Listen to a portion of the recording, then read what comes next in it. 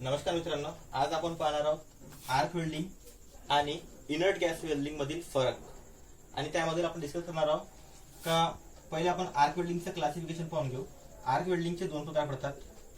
पहिला SMAW म्हणजे shielded metal arc welding, shielded metal arc welding आणि दुसरी पडते आपली inert gas welding, inert gas welding. यामध्ये दोन प्रकार पडतात। पहिलं आहे आपलं मिग वेल्डिंग म्हणजे मेटल इनर्ट गॅस वेल्डिंग किंवा यालाच आपण CO2 वेल्डिंग सुद्धा म्हणतो। त्याच्यानंतर आहे आपली टंगस्टन इनर्ट गॅस वेल्डिंग म्हणजे टिग वेल्डिंग किंवा GTAW वेल्डिंग।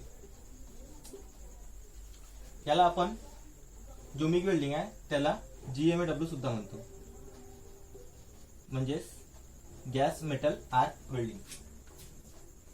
ठीक आहे मित्रांनो, आता आपण हे पाहून घेऊ जे आर्क वेल्डिंग मध्ये पहिला प्रकार होता आपला शिल्डेड metal arc welding.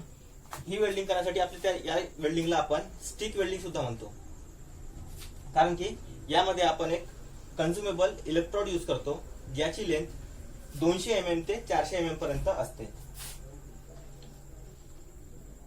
Maximum 400 mm पर्यंत असते, 200 mm ते 400 mm पर्यंत याची लेंथ असते आणि याच्यामध्ये टेम्परेचर असतो आपला 3300 ते 3600 degree centigrade arc welding, shielded metal arc welding मध्ये। त्याच्यानंतर आपण याच्यामध्ये कन्झ्युमेबल इलेक्ट्रोड यूज करतो। त्याच्यानंतर तो इलेक्ट्रोड फ्लक्सने कोटेड असतो।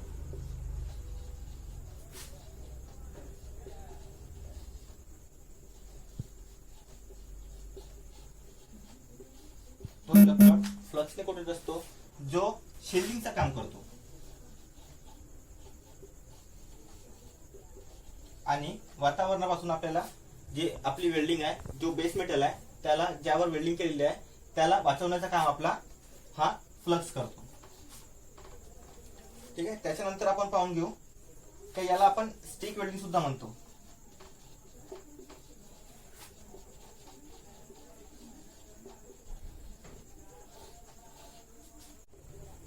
शिल्डेड मेटल आर्क वेल्डिंग मध्ये इलेक्ट्रोडची लेंथ असते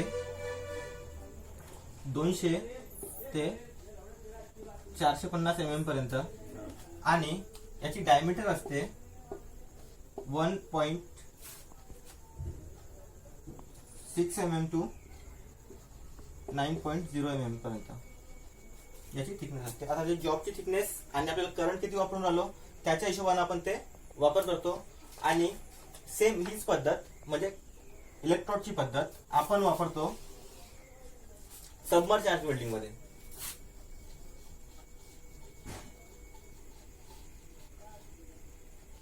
सेम हीच पद्धत आपण वापरतो सबमर्ज आर्क वेल्डिंग मध्ये।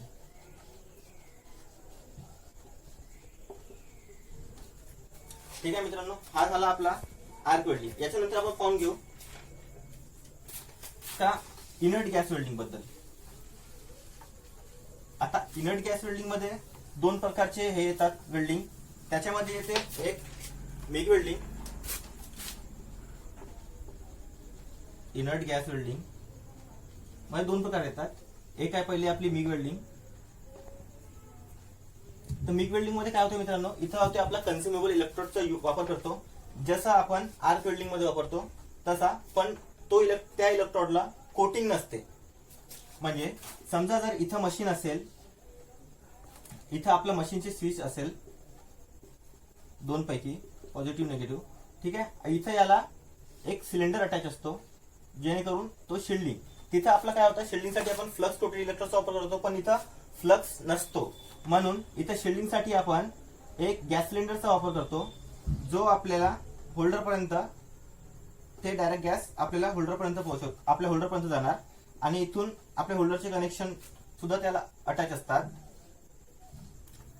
ठीक आहे, आणि इथं एक बेड वायरचा रोल लावलेला असतो जिथून आपल्याला कंटिन्युअसली इलेक्ट्रोड आपल्याला इथून ट्रिगर दाबल्यावर तो कंटिन्युअसली आपला इलेक्ट्रोड जो आहे इथं रील लावलेली असते पूर्ण रील, आणि ती रील कंटिन्युअसली आपल्याला इलेक्ट्रॉड ज्या स्पीडने आपल्याला स्पीड सेट करावी लागते ते स्पीडने आपल्याला तो इलेक्ट्रॉड आपल्याला फ्लो होतो, म्हणजे ज्या स्पीड ठेवायचे रनची आपली त्या स्पीडनं. आणि याचा करंट अप टू 5000 एवढा असतो, अप टू 5000 डिग्री सेंटीग्रेड इतका असतो. यामध्ये करंट मेंटेन केले जाते. आणि हे कंटिन्युअस रन साठी, कंटिन्युअस जेव्हा आपल्याला काम करायचं आहे, कंटिन्युअस न थांबता आपल्याला काम करायचं आहे, त्यावेळेस ही वेल्डिंग खूप उपयोगात येते. ही वेल्डिंग कोणत्याही थिकनेसवर आपण काम करू शकतो. आणि जर याच्यापेक्षा जर जास्त थिकनेस असेल किंवा जास्त हे असेल, जास्त मोठा जॉब असेल, म्हणजे कंटिन्युअस एका फिक्स स्ट्रक्चरवर जर वेल्डिंग करायची असेल, त्यावेळेस आपण सबमर्ज आर्क वेल्डिंगचा वापर करतो. म्हणजे इथं काय होते, हे वेल्डिंग मुव्हेबल आहे, पण सबमर्ज आर्क वेल्डिंगचा सेटअप पूर्ण रूम भरून असतो आणि आपल्याला जॉब त्या ठिकाणी न्यावं लागते सेटअपच्या प्रमाणे. आणि इथं आपल्याला जॉब न्यायची गरज नाही. इथं फक्त हा प्लांट थोडासा आपल्याला इफिशियंट आणि कॉस्टली आहे. हा स्टेबल एका ठिकाणी ठेवून आपण वेल्डिंग करता येते. आणि आजकाल याच्यामध्ये लहान प्लांट्स पण येऊन राहिले, म्हणजे रेक्टिफायरवर पण वर्क करून राहिला, म्हणजे लाईट वेटवर पण हे काम करून राहिला. फक्त इथे प्रॉब्लेम आहे फक्त सिलेंडरचा. बाकी इथं कोणतेच ही पण आता पोर्टेबल बनलेलीच आहे पूर्णपणे. त्याच्यानंतर आहे आपण पाहून घेऊ टिक वेल्डिंग बद्दल. यापूर्वी मित्रांनो तुम्हाला सांगितलं आहे मी टिक वेल्डिंग बद्दल आणि लेक्चर पण घेतलेले आहे टिक वेल्डिंग बद्दल.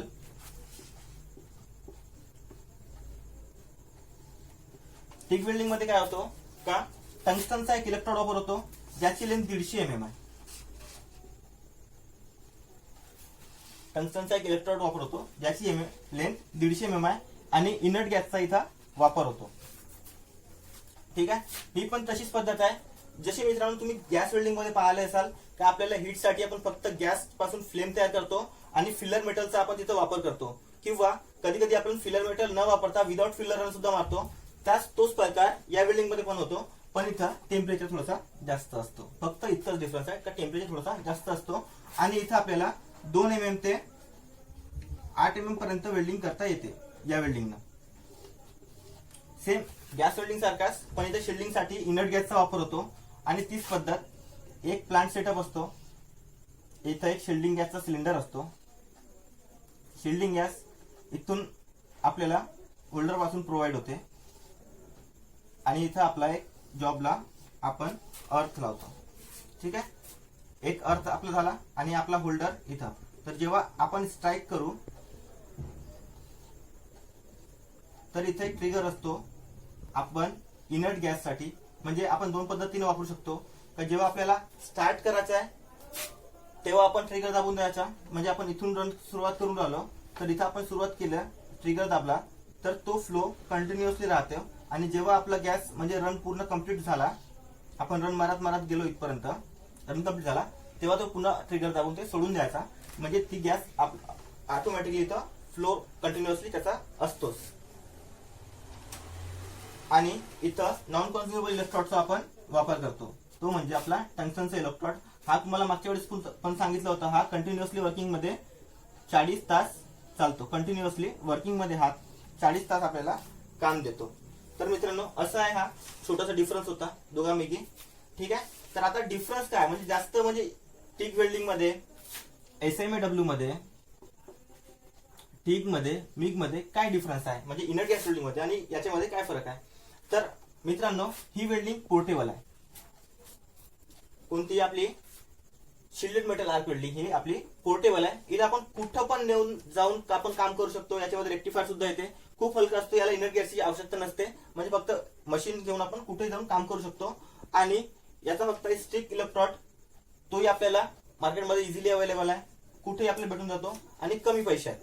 आणि याचा वेल्डिंग कॉस्ट पण आपल्याला खूप कमी पडतो या वेल्डिंग मध्ये. आणि याचा मेंटेनन्स कॉस्ट सुद्धा कमी आहे. जसे आपण पाहतो मिग वेल्डिंग मध्ये याचा मेंटेनन्स कॉस्ट खूप हाय आहे. ठीक आहे, पोर्टेबिलिटी साठी इझी पडत नाही आपल्याला, म्हणजे इझिली आपण कुठे नेऊ शकत नाही. ठीक आहे, त्याच्यानंतर मेंटेनन्स आपल्याला त्याला पूर्ण मेंटेन करून ठेवावं लागते. प्रत्येक वस्तू चेक करावी लागते, सर्व लेवल मेंटेन आहे की नाही. त्याच्यानंतर आपण टिक वेल्डिंग मध्ये पाहतो, टिक वेल्डिंग मध्ये मिग वेल्डिंग सारखाच आहे. याचा मेंटेनन्स कॉस्ट आणि जे त्याचा एक्सेसरीचा जो कॉस्ट आहे तो खूप जास्त आहे. आणि इलेक्ट्रॉनिक्स असल्यामुळे तो रिपेलेबल साठी पण खूप कठीण आहे, कारण की त्याला कुठं आपल्याला काय होतं का इझिली त्याचे स्पेअर पार्ट्स अवेलेबल राहत नाही. म्हणून आपल्याला हे टिक वेल्डिंग थोडीशी कॉस्टली आणि थोडीशी महागात जाते. तर आय होप मित्रांनो तुम्हाला इथपर्यंत समजलं असेल या तिघांमध्ये काय काय फरक असतो म्हणून. फक्त फायदा हे आहे आपल्याला या वेल्डिंग मधून, मिग आणि टिक वेल्डिंग मधून. जसं टिक वेल्डिंग आपल्याला भरपूर ठिकाणी या वेल्डिंगचा वापर करतात, म्हणजे कंटिन्युअस रन मध्ये, आणि जेव्हा आपल्याला कंटिन्युअसली काम करायचं आहे आणि आपल्याला कॉस्ट पेक्षा जेव्हा आपल्याला आपल्या जो जॉब आहे त्याची व्हॅल्यू जास्त असेल, म्हणजे मॅक्स प्रोडक्शन असेल आपल्याला, तेव्हा आपण या वेल्डिंगचा वापर करू शकतो. त्याच्यानंतर आपण टिक वेल्डिंगचा वापर म्हणजे कोणताही वेल्डिंग करायची असेल आपल्याला, म्हणजे कोणताही, जसं समजा अल्युमिनियम आहे आपला, कॉपर आहे, किंवा कोणत्याही जॉबवर वेल्डिंग करायची, कोणत्याही मेटल वेल्डिंग करायची असेल, तेव्हा आपण या टिक वेल्डिंगचा वापर करू शकतो. पण SMW मध्ये तसं होत नाही, त्याला आपल्याला प्रॉपर चूज करावा लागतो की कोणत्या जॉबवर होईल, कोणत्या जॉबवर नाही होईल, तिथं असं असते. तर आय होप मित्रांनो तुम्हाला इथपर्यंत समजलं असेल.